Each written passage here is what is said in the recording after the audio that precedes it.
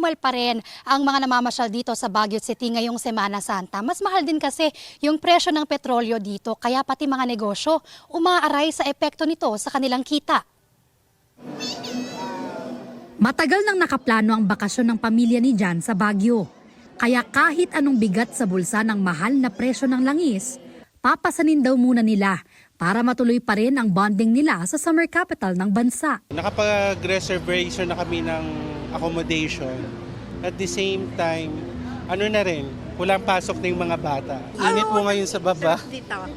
Dito medyo malamig, lalo na sa gabi. Kahit tuloy ang gala, kailangan pa rin daw maghigpit ng sinturon. Dahan-dahan lang yung takbo, tapos medyo bukas lang din yung bintana ng sasakyan. Tapos,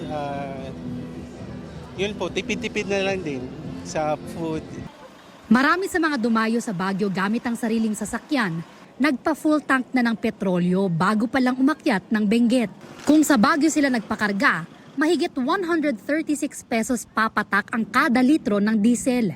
Mas mahal yan ng 16.35 pesos sa pinakarga naming diesel sa isang gasolinahan sa Quezon City. Mahigit 200 kilometro ang biyahe mula QC hanggang Baguio. Lampas pa sa 25 liters ang nakonsumo naming diesel, katumbas ng mahigit 3,000 pesos. Pagdating sa Rosales, Pangasinan, bahagyang mas mura ang petrolyo sa ilang gasolinahan. May ilan naman na piniling mag-commute paakyat ng Baguio. Halos 700 pesos kada ticket ang binayad ng pamilya ni Queenie sa sinakyang bus galing Pasay. Mabigat na rin po. But na-plan na po kasi tapos napaglaanan na po ng budget. Expected na mahal kasi tumaas yung gas.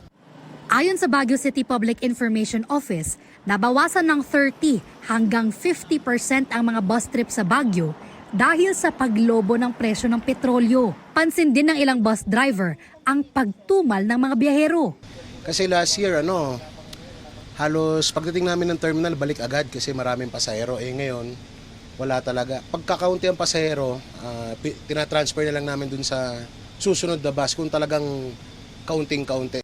Ramdam din ng mga negosyo sa Baguio ang pagtumal ng mga turista. So mahirap po kumita.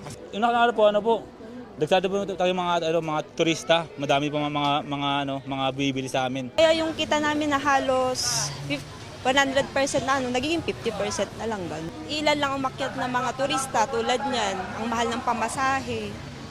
Siyempre yung mga tao, imbis na maggagala, magtatanggal ng stress, hindi na, magtitipid na lang.